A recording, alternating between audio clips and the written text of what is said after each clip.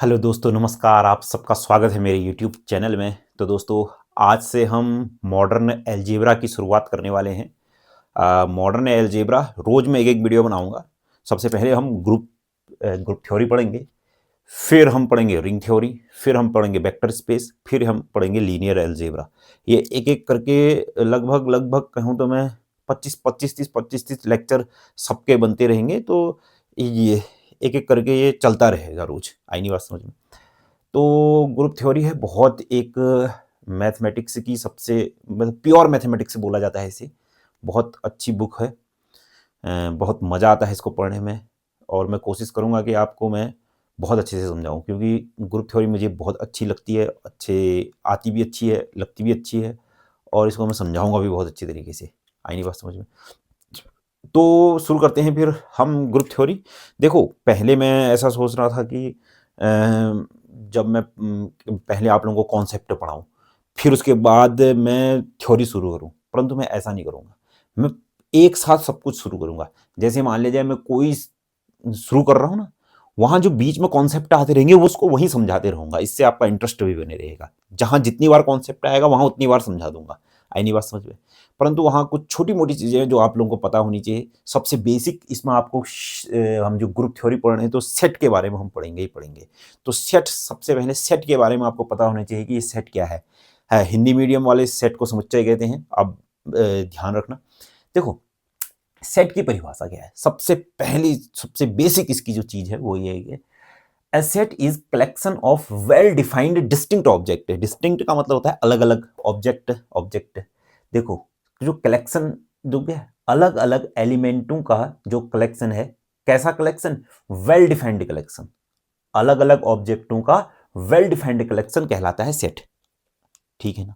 अब जैसे मान लीजिए मैंने कहा आपसे लोगों से आपकी कक्षा में बच्चों की संख्या। अब आपकी कक्षा में जितने भी बच्चे होंगे वो सबके लिए, मान लीजिए रोहन, मोहन, सोहन, वो रोहन, मोहन सबके लिए ही होंगे। आई नहीं बात समझ में? ऐसा नहीं है कि मोहन के लिए रोहन, मोहन कुछ और टोहन हो गया। रोहन, मोहन, सोहन के लिए रोहन, मोहन, सोहन ही होंगे। मतलब जो सबके सेट की सिंपल परिभाषा यह है कि जो सबके लिए डिफाइंड हो। मान लीजिए मैंने कहा आपसे प्राकृत संख्याओं का समुच्चय, नेचुरल नंबर्स का सेट। तो नेचुरल नंबर्स का सेट आपके लिए भी वही हुआ, मेरे लिए भी वही हुआ। आई नहीं बात समझ में? और मैंने कहा 1 से लेकर के 10 तक का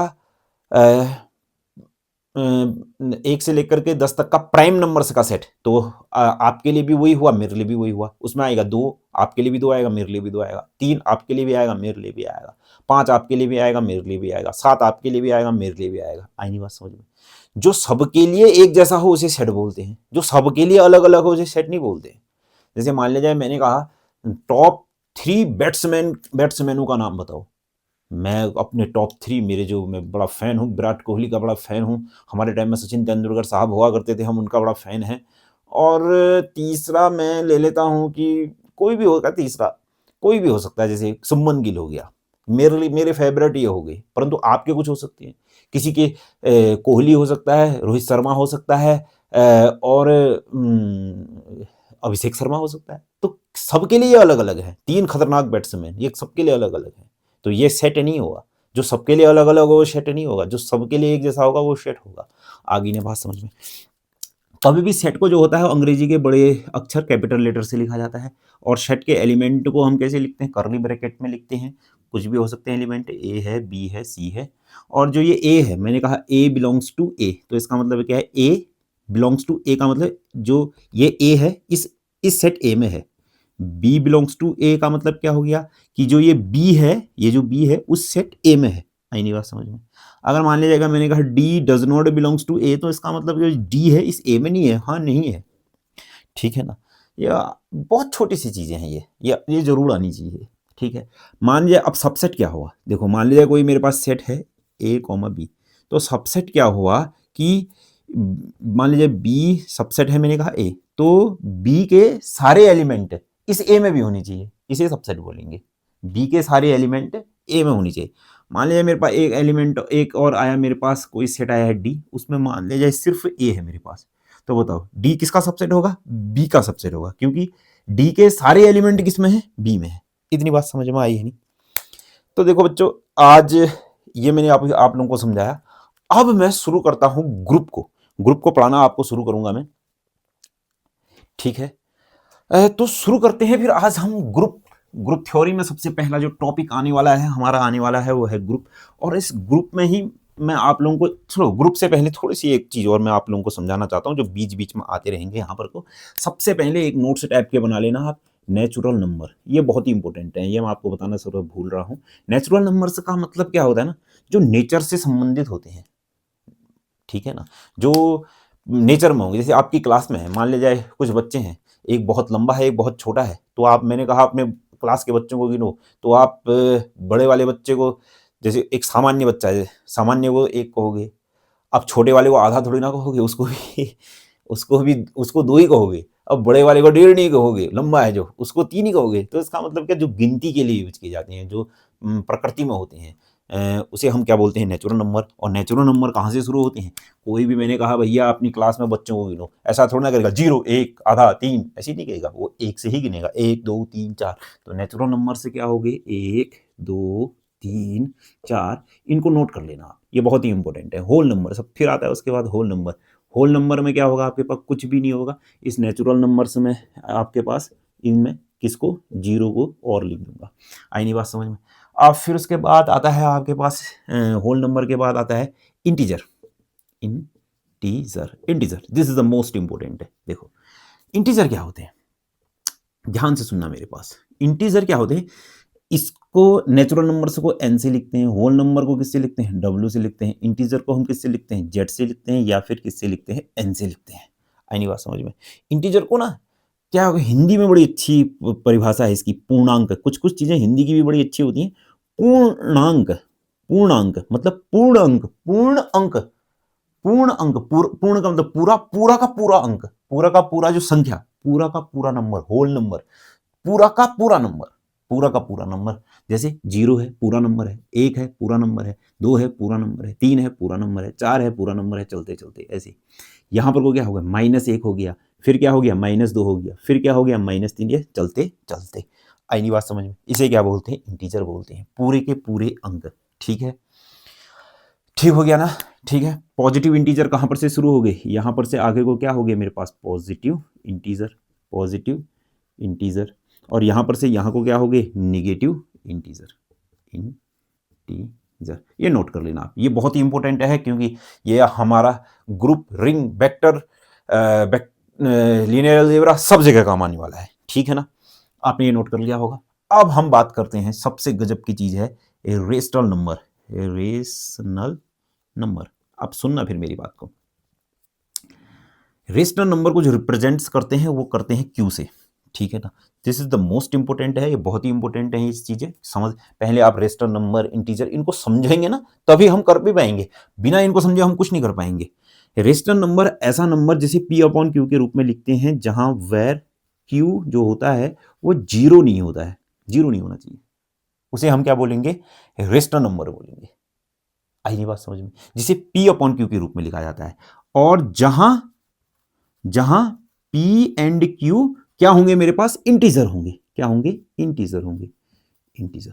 ये बहुत ही इंपॉर्टेंट परिभाषा है आपके पास। देखो ये सब मैं मिटा देने वाला हूं, ठीक है ना, ये इसको नोट कर लेना आप। ये भी मैंने मिटा दिया, ये भी मैंने मिटा दिया। अब सुनो फिर मैंने क्या कहा, रेशनल नंबर उसे कहते हैं जिसे पी अपॉन क्यू के रूप में लिखते हैं, जहां क्यू 0 नहीं होता है, और जहां आपके पास पी और क्यू क्या होंगे, इंटीजर होंगे। आई बात समझ में, ठीक है ना। जैसे मैंने कहा 1/2, देखो पी अपॉन क्यू के रूप में लिखा है, लिखा है, जहां क्यू 0 नहीं है और पी और क्यू दोनों क्या है, मतलब पी क्या है 1, क्यू क्या है 2, और दोनों क्या है, इंटीजर। मैंने कहा -5/6, पी अपॉन क्यू के रूप में लिखा है, पी भी क्या है, इंटीजर है, और क्यू भी मेरे पास क्या है, इंटीजर है। तो ये भी क्या है मेरे पास, रेशनल नंबर है। आ गई नहीं बात समझ में, रेशनल नंबर की बड़ी सिंपल सी परिभाषा है। अब देखो ना, थोड़ा सा मैं और आगे चले जाता हूं रेशनल नंबर में। देखो ना, ध्यान से सुनना मेरी बात को। देखो रेशनल नंबर 2 प्रकार के होते हैं, नंबर 1, नंबर 2। सुनना, जिनका देखो हिंदी में दशमलव प्रसार कहते हैं, ठीक है ना। पहले मैं हिंदी में बताता हूं, जिनका दशमलव प्रसार शांत होता है, नंबर 1। मतलब जो टर्मिनेटिंग होते हैं, टर्मिनेटिंग टर्मिनेटिंग होते हैं, टर्मिनेटिंग होते हैं। जैसे मैंने लिखा 1.5 माइनस 6.8, ये जो टर्मिनेटिंग होते हैं, जिनका दशमलव प्रसार शांत होता है, मतलब पॉइंट के बाद कोई संख्या आएगी फिर, जैसे मान लीजिए माइनस 8.65, फिर रुक जाएगा बस। इन्हें भी हम क्या बोलते हैं? रेशनल नंबर बोलते हैं। क्या मैं इसे P अपॉन Q के रूप में लिख सकता हूं? हाँ लिख सकता हूं, 15/10। क्या मैं इसे P अपॉन Q के रूप में लिख सकता हूं? हाँ लिख सकता हूं। क्या मैं इसे P अपॉन Q के रूप में लिख सकता हूं? हाँ लिख सकता हूं। तो ये सब के सब मेरे पास क्या है? P अपॉन Q के रूप में है, जहां P और Q क्या है? इंटीजर है। तो इसलिए मेरे पास क्या हो गए? ये भी रेशनल नंबर हो गया। तो रेशनल नंबर की पहली परिभाषा क्या होगी? जिनका डेसिमल एक्सप्रेशन क्या होता है? टर्मिनेटिंग होता है। जिनका नंबर एक डेसिमल एक्सप्रेशन क्या होता है? डेसिमल एक्सप्रेशन, एक्सप्रेशन, जिनका डेसिमल एक्सप्रेशन, जिनका डेसिमल एक्सप्रेशन, यहां अच्छे से लिख रहा हूं मैं, ध्यान से सुनो। पहला, जिनका decimal expression, decimal expression, expression, जिनका डेसिमल एक्सप्रेशन टर्मिनेटिंग होता है, ऐसे नंबर्स को हम बोलते हैं रेशनल नंबर्स बोलते हैं। मैंने आपको एक्सप्लेन करके समझा दिया है। दूसरा, जिनका डेसिमल एक्सप्रेशन, जिनका डेसिमल एक्सप्रेशन देखो नॉन टर्मिनेटिंग होगा।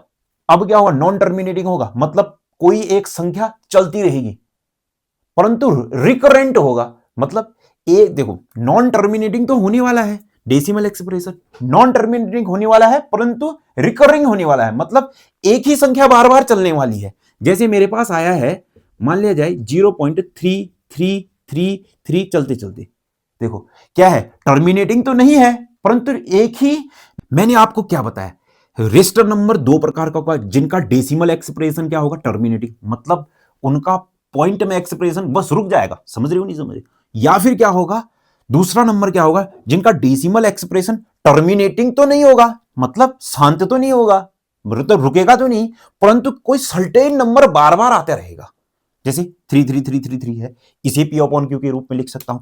आपने कक्षा 10 में इसको किया होगा, 9 में किया होगा। इसको x बोलते हैं। एक नंबर बार बार आ रहा है तो इसको 10 से गुणा करते हैं, इधर भी 10 से गुणा करते हैं, तो इधर 10x हो गया और इधर क्या हो गया? 3.33 चलते चलते, तो यहां से क्या हो गया? 10x बराबर कितना आ गया? 3 प्लस 0.33 चलते चलते, तो यहां से आ गया 10x बराबर कितना आ गया? 3 प्लस x आएगा कि नहीं आएगा? इंप्लाइज दैट ये इधर आए तो कितना? 9x बराबर 3। ये आपने किया होगा, x बराबर 3/9, तो x बराबर कितना हो गया? 1/3। ये आपने किया होगा। आई नहीं बात समझ में? तो मैंने आपको चीजें बता दी हैं कि आपके पास जो रेशनल नंबर होता है वो क्या दो प्रकार का होता है। रेशनल नंबर क्या होता है? जिसे P अपॉन Q के रूप में लिखते हैं, जहां P और Q इंटीजर होते हैं। ये दो प्रकार का होगा, जिनका डेसिमल एक्सप्रेशन टर्मिनेटिंग होगा, या फिर डेसिमल एक्सप्रेशन टर्मिनेटिंग तो नहीं होगा परंतु सर्टेन नंबर बार बार आ रहा होगा। ठीक है ना? अब देखो ये रेशनल नंबर हो गया। ठीक है, मैं मिटा दूं, यस। अब तीसरी नंबर है। देखो अभी तक का तो क्या था कि मान ले जाए देखो मतलब पॉइंट के बाद या तो क्या हो जा रहा था? पॉइंट के बाद रुक जा रहा था, या फिर क्या हो रहा था? पॉइंट के बाद कोई एक ही नंबर बार बार चल रहा था। तो इन दोनों को तो हम क्या बोलते हैं? रेशनल नंबर बोलते हैं। रेशनल नंबर बोलते हैं। आई नहीं बात समझ में? अब देखो, क्या ऐसा भी तो हो सकता है पॉइंट के बाद ना तो रुकेगा ना बार एक ही संख्या बार बार आएगी? क्या होता है? पॉइंट के बाद अलग अलग संख्याएं भी आ सकती हैं, अलग अलग नंबर भी आ सकते हैं। कभी 2 आ गया, कभी 3 आ गया, कभी 4 आ गया, कभी 5 आ गया, कभी 8 आ गया, कभी 0 आ गया, कभी 1 आ गया, कभी 2 आ गया, कभी 4 आ गया, चलते चलते। ऐसे नंबर्स को हम क्या बोलते हैं? Irrational number. Irrational number. आई नहीं बात समझ में? ठीक है ना? देखो रेशनल नंबर पॉइंट के बाद रुक जाएगा, पॉइंट के बाद रुकेगा नहीं परंतु निश्चित संख्या बार बार आती रहेगी। पॉइंट के बाद अलग अलग अलग अलग अलग अलग संख्याएं आती रहेंगी। आई नहीं बात समझ में? ऐसे नंबर्स को इरेशनल नंबर्स बोलते हैं। अब इरेशनल नंबर मेरे पास बहुत फेवरेट इरेशनल नंबर है मेरे पास, एक पाई, जिसकी वैल्यू कितनी होती है? 3.14565, पता नहीं क्या क्या क्या क्या क्या क्या। और इरेशनल नंबर मेरे पास, ध्यान से देखना, बिल्कुल सुनना, अंडररूट के अंदर प्राइम नंबर, अंडररूट के अंदर प्राइम नंबर भी इरेशनल नंबर्स कहलाता है। अंडररूट के अंदर प्राइम नंबर भी क्या कहलाएगा? इरेशनल नंबर कहलाएगा। जैसे अंडररूट के अंदर 2, अंडररूट के अंदर प्राइम नंबर, फिर अंडररूट के अंदर 3, अंडररूट के अंदर प्राइम नंबर, फिर अंडररूट के अंदर 5, अंडररूट के अंदर प्राइम नंबर। ऐसे नंबर्स को भी हम क्या बोलते हैं? Irrational number. आई नहीं बात समझ में? इरेशनल नंबर क्या है, रेशनल नंबर क्या है, ठीक हो गया, ये सब मैंने मिटा दिया। अब इसमें आता है एक बहुत ही अच्छा नंबर, रियल नंबर। अब सुनो, रियल नंबर की परिभाषा अभी तक का जो आपने पढ़ी थी कक्षा 10 तक का, वो था क्या? कलेक्शन ऑफ, मैं लिखा नहीं रहा हूं, इसको आप वैसे ही नोट कर लेना। Collection of rational and irrational number is called the real number. क्या कहा मैंने? Collection of rational and irrational number is called the real number. आई नहीं बात समझ में? अब मैं परंतु बात को बदलने वाला हूं, यहां से कक्षा 11 में जाने वाला हूं। मैं जैसे ही कक्षा 11 में गया तो रियल नंबर की परिभाषा हम क्या पढ़ते हैं कि कोई सेट रियल नंबर है। रियल नंबर को किससे दर्शाते हैं? आर से। कोई भी रियल नंबर उस नंबर से को कहेंगे अगर मैं किसी नंबर का, कोई नंबर है सच दैट, ये नंबर है सच दैट मतलब इस प्रकार, देखो इसे बोलते हैं टेबुलर फॉर्म बोलते हैं, ठीक है ना। देखो कोई नंबर है, ये है एक्स, कैसे एक्स? इस प्रकार के एक्स कि अगर मैं एक्स का स्क्वायर करूंगा तो वो पॉजिटिव ही आएगा। ऐसे नंबर को हम क्या बोलते हैं? रियल नंबर बोलते हैं। आई नहीं बात समझ में? जैसे मैंने कहा -1, इसका स्क्वायर करो तो बच्चों एक बार देखो +1 आएगा, तो इसका मतलब ये रियल नंबर है। मैंने कहा -1.2, इसका स्क्वायर करोगे तो कितना आ जाएगा? 1.44, तो इसका मतलब ये भी रियल नंबर है। मैंने कहा देखो √2 का स्क्वायर करोगे तो कितना? 2, तो इसका मतलब क्या? √2 भी रियल नंबर है और ये तो इरेशनल नंबर है। आई नहीं बात समझ में? तो ऐसे नंबर जिनका तुम स्क्वायर करते हो उसे हम क्या बोलते हैं? रियल नंबर बोलते हैं। अब आते हैं, एक और नंबर आता है मेरे पास। अब मेरी बात को ध्यान से सुनना। क्या हर कोई ऐसा नंबर है जिसका तुम स्क्वायर करोगे और पॉजिटिव आ जाएगा? नहीं, एक नंबर नहीं है। वो नंबर क्या है? अंडर के अंदर -1। एक बार इसका स्क्वायर करो तो चलो, अंडर के अंदर -1 का मैं क्या कर रहा हूं? स्क्वायर कर रहा हूं, तो अंडर के अंदर -1 का स्क्वायर कितना आ जाएगा? अंडर -1 गुणा अंडर -1 मतलब कितना आ जाएगा? देखो अंडर कितना आ जाएगा? ये -1, या फिर ऐसे समझ लो सीधे सीधे, अंडर गया -1 आ गया, तो अंडर के अंदर जो -1 है वो प्लस नहीं आ रहा है, तो इसका मतलब वो नहीं, वो रियल नंबर नहीं है। वो कैसा नंबर है? इमेजिनरी नंबर है। आई नहीं बात समझ में? तो अंडर के अंदर जो -1 होता है उसे हम क्या बोलते हैं? इमेजिनरी नंबर, और उसे हम किससे रिप्रेजेंट करते हैं? आई से। अब रियल नंबर और इमेजिनरी नंबर को मान लिया जाए मैं इस फॉर्म में लिखता हूं a + ib, तो इस फॉर्म को हम क्या बोलते हैं फिर आपके पास? Complex number. कॉम्प्लेक्स नंबर तो क्या होते हैं फिर कॉम्प्लेक्स नंबर? जहां रियल और इमेजिनरी पार्ट को मैं इस फॉर्म में लिखता हूं उसे हम क्या बोलते हैं? Complex number. जहां where A and B are real, जो ये क्या होंगे अब मेरे पास? रियल होंगे। इसे क्या बोलेंगे? Real part. इसे क्या बोलेंगे? Imaginary part. अब देखो क्वेश्चन जब आएगा कॉम्प्लेक्स नंबर का, सेट को ग्रुप प्रूफ करो, रिंग प्रूफ करो, तो वो हम समझाते रहूंगा कि इसको किसी कॉम्प्लेक्स नंबर को जोड़ते कैसे हैं, कॉम्प्लेक्स नंबर को गुणा कैसे करते हैं, उसका इनवर्स क्या होता है, इसका ये जो भी होगा वो वहीं समझाऊंगा, ठीक है ना। अभी समझा के तो फिर सब खिचड़ी हो जाता है, ठीक है। तो बच्चों ये था बहुत ही इंपॉर्टेंट टॉपिक। मेरे पास नंबर सिस्टम को मैंने बता दिया है। ये हमको अलजेब्रा को समझने के लिए नंबर सिस्टम हमको समझना बहुत जरूरी होता है। नंबर सिस्टम के ही ऊपर पूरा हमारा अलजेब्रा खड़ा हुआ है। तो अब हम बात करते हैं ग्रुप की। जो जिस टॉपिक को मैं पढ़ाने के लिए यहाँ आया हूँ, सबसे फर्स्ट टॉपिक है हमारा ग्रुप, और मैं सबसे पहले ग्रुप की परिभाषा लिखूंगा और फिर आपको समझाऊंगा। उसमें जो भी चीजें आएंगी वहीं पर को मैं समझाऊंगा। थोड़ी देर उससे पहले मैं एक चीज और समझाता हूं आपको। तो दोस्तों हम ग्रुप की डेफिनेशन पढ़ने वाले हैं। तो ग्रुप की डेफिनेशन पढ़ने से पहले कुछ मैं आपको चीजें बता रहा हूं, ध्यान से मेरी बातें सुनना। ये भी बार बार यूज होने वाली हैं, ठीक है ना। तो सबसे पहले आता है ना क्लोजर प्रॉपर्टी। एक आता है क्या? Closure property. प्रॉपर्टी तो सबसे पहले इन चीजों को सीख लेते हैं। सबसे पहले तो क्लोजर प्रॉपर्टी का मतलब क्या होता है ना, कोई भी आपके पास, सबसे पहले तो एक चीज मैं बता रहा हूं आपके पास, बाइनरी ऑपरेशन क्या होता है? Binary operation, operation. चलो बाइनरी ऑपरेशन, चलो आज ये चीजें सीखते हैं, बस हो गया। कल ग्रुप की डेफिनेशन कल पढ़ेंगे, आज बेसिक बेसिक चीजें सीख ही लेते हैं, फिर आप कर ही लेते हैं। तो बाइनरी ऑपरेशन क्या होता है ना, दो, बाइनरी मतलब दो, जो ऐसा ऑपरेशन, जैसे मान लीजिए मैंने लिखा 2 3 4 5, मैंने धन धन धन लगा दिया।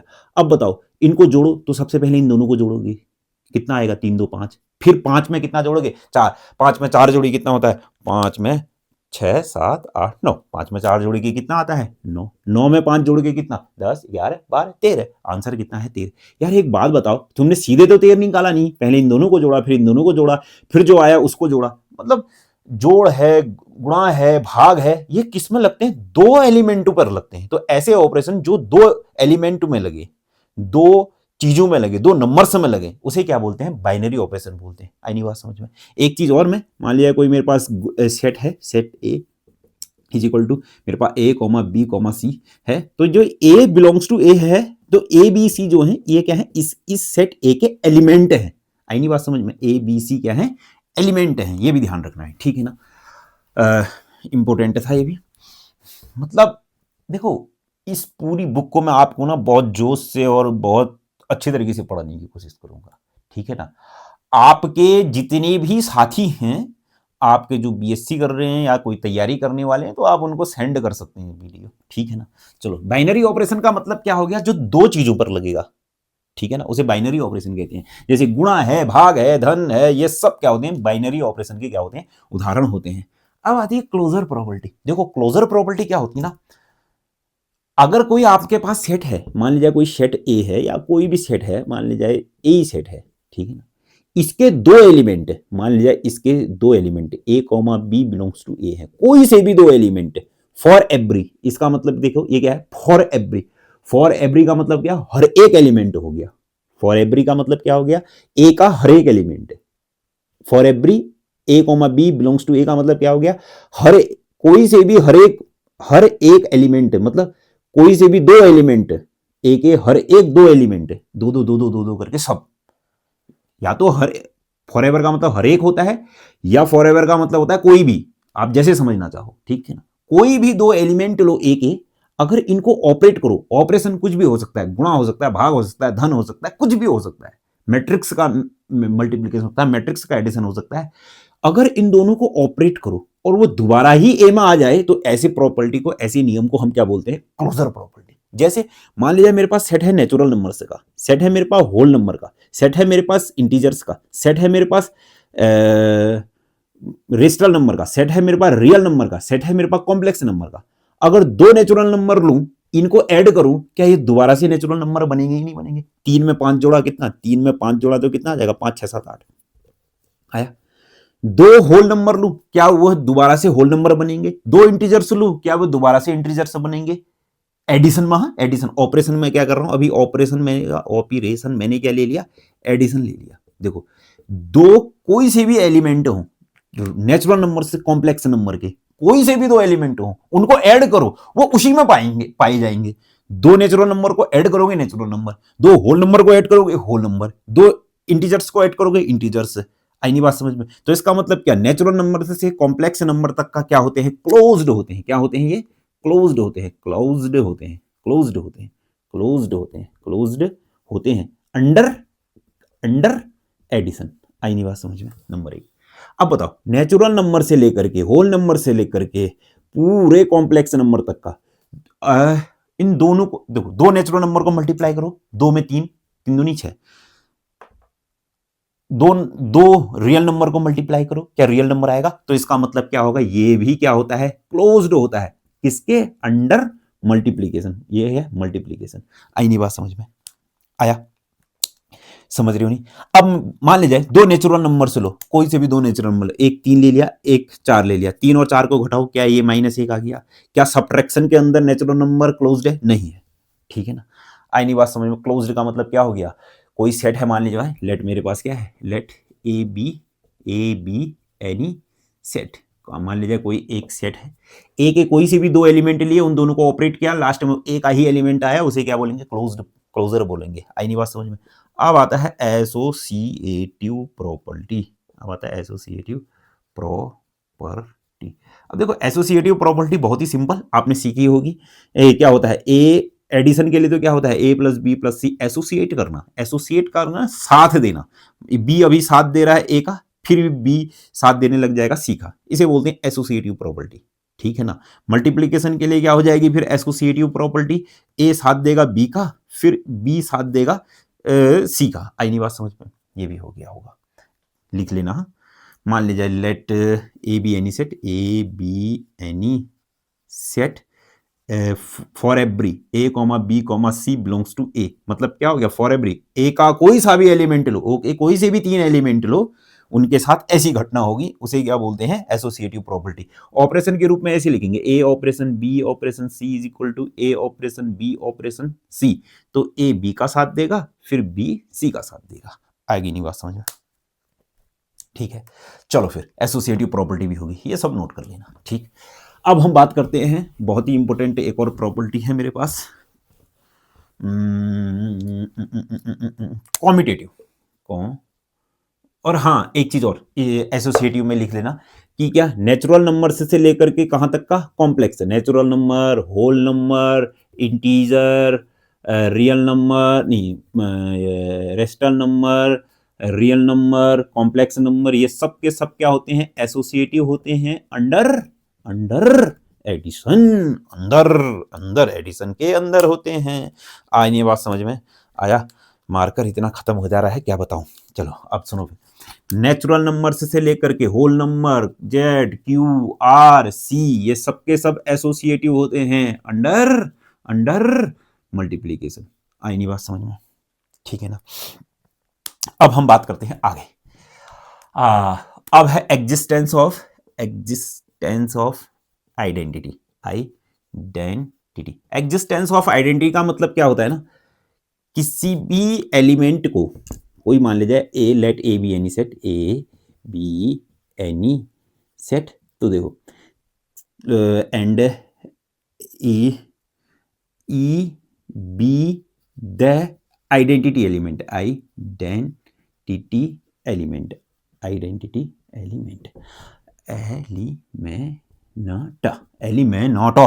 देखो, अब देखो, और मान लीजिए कोई भी ए बिलोंग्स टू ए है मेरे पास, हर एक, for every A belongs to A का मतलब क्या हो गया, कोई सा भी एलिमेंट ए लो, स्मॉल ए, हाँ, तो उसके साथ क्या ये घटना होगी, किसी भी एलिमेंट को उसके आइडेंटिटी के साथ ऑपरेट करने पर क्या आता है, एलिमेंट ही आता है।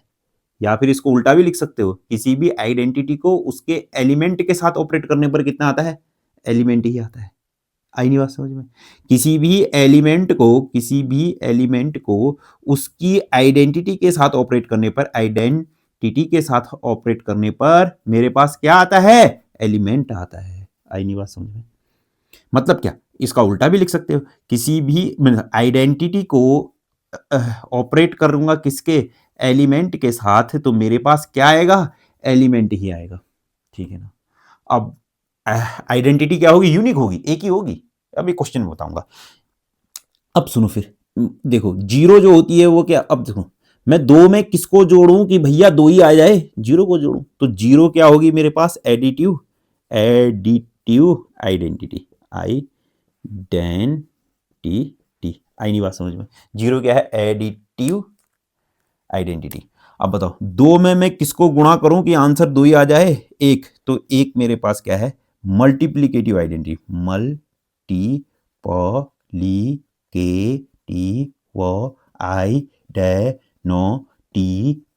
आई नहीं बात समझ में? ठीक है, आइडेंटिटी का भी कॉन्सेप्ट क्लियर हो गया है। ठीक है ना। जीरो क्या है, एडिटिव आइडेंटिटी, और वन क्या है, मल्टीप्लीकेटिव आइडेंटिटी। नोट करते रहो मेरे दोस्तों, मेरे बच्चों, मेरे भाइयों, मेरी बहनों, जो भी आप हो, मेरे बच्चों, मेरे भाइयों, मेरी बहनों, मेरे दादा लोगों, आप जो भी हो, इसको नोट करते रहो। चलो मिटा दूं इसको, ठीक हो गया। हाँ, अब सुनो फिर, अब आता है एग्जिस्टेंस ऑफ इनवर्स। मान लीजिए मेरे पास क्या है, ए बी एनी सेट, मान लीजिए कोई मेरे पास क्या है, एक कोई सेट है। ठीक है, अब सुनो, मान लीजिए ए और कोई बी बिलोंग्स टू मेरे पास क्या है, ए में है, इसी में है। ठीक है ना, ए बिलोंग्स टू ए में है, मान लीजिए ए क्या है, बिलोंग्स टू ए, एंड मेरे पास क्या है, A inverse be the inverse of, या फिर ऐसा करता हूं, हाँ, बी द इनवर्स ऑफ, देखो ए इनवर्स किस एलिमेंट, ए का इनवर्स है, इस ए का एलिमेंट, इस ए का इनवर्स क्या है, ए इनवर्स, ठीक है ना। तो ए को ध्यान से सुनना, ए को उसके इनवर्स के साथ ऑपरेट करने पर मेरे पास हमेशा क्या आएगा, आइडेंटिटी आएगा। आई नहीं समझ में? या फिर क्या, इनवर्स को एलिमेंट के साथ ऑपरेट करने पर क्या आ जाएगा, आइडेंटिटी आ जाएगा। आई नहीं बात समझ में? मतलब एलिमेंट को इनवर्स के साथ, इनवर्स ऑफ एलिमेंट के साथ, इनवर्स ऑफ एलिमेंट के साथ ऑपरेट करने पर क्या आता है, आइडेंटिटी। आई नहीं बात समझ में? ठीक है। या फिर क्या, इनवर्स ऑफ एलिमेंट को एलिमेंट के साथ ऑपरेट करने पर भी क्या आता है, आइडेंटिटी। ठीक है ना, ये नोट कर लेना। ठीक है ना, ठीक है ना, ठीक है, ठीक है ना। सुनो फिर, अब मेरी बात को बिल्कुल ध्यान से सुनना। देखो मैं बात करता हूं, और एक चीज और मैं आपको ग्रुप में बता दूं, अगर मान लीजिए मेरे को let G is the group दिया होगा, तो वहां ऑटोमेटिक जो ऑपरेशन होगा वो मल्टीप्लीकेशन होगा, वो ग्रुप में, चलो ग्रुप में ही बताएंगे, कोई बात नहीं।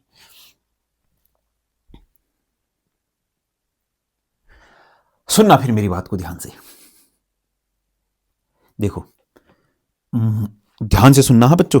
देखो, दो को मैं किसके साथ जोड़ूं कि आंसर मेरे पास जीरो आ जाए, मतलब आइडेंटिटी तो जीरो थी ना, -2 के साथ। तो इसका मतलब क्या हो गया, A inverse of A, inverse of additive, नहीं एडिटिव इनवर्स, यहां क्या लिखूंगा, additive inverse of A is equal to कितना हो जाएगा, -a।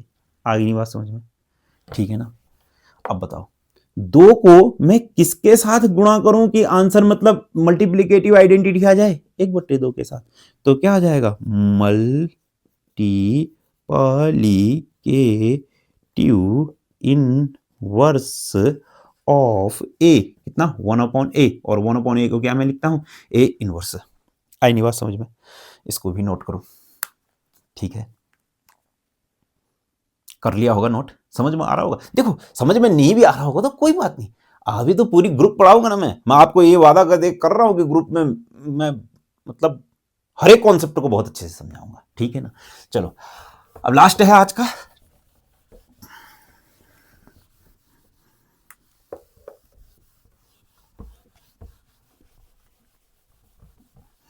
नीला मार्कर मिटता नहीं है।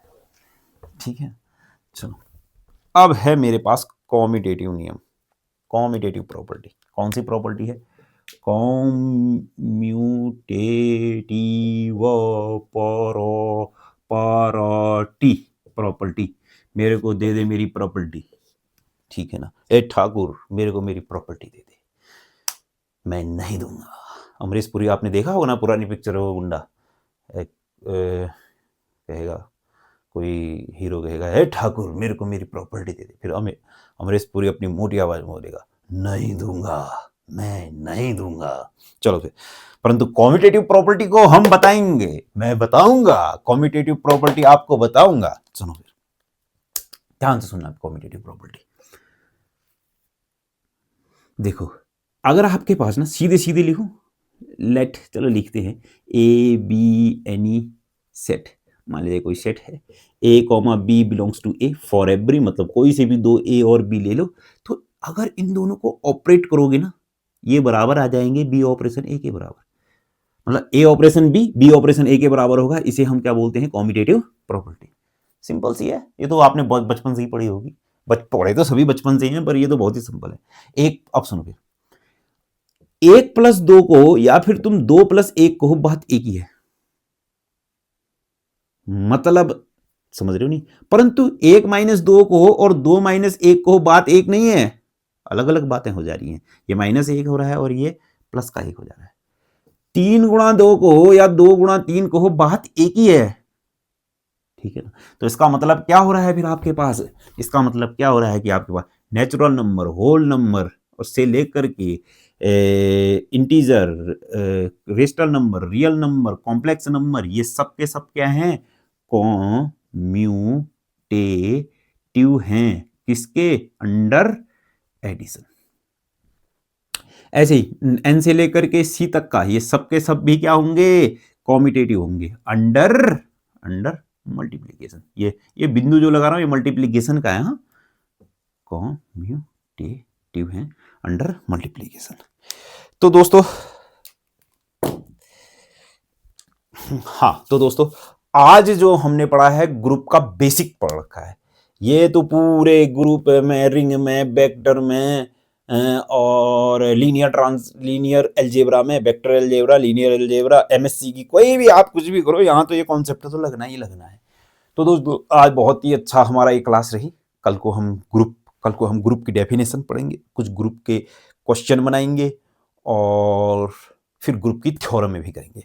तो मिलते हैं फिर आपसे कल को, ठीक है। हाँ, एक चीज कहना भूल गया मैं, मेरे चैनल को सब्सक्राइब करो, लाइक करो और क्या होता है उसको शेयर करो और उसमें कमेंट करो। Thank you.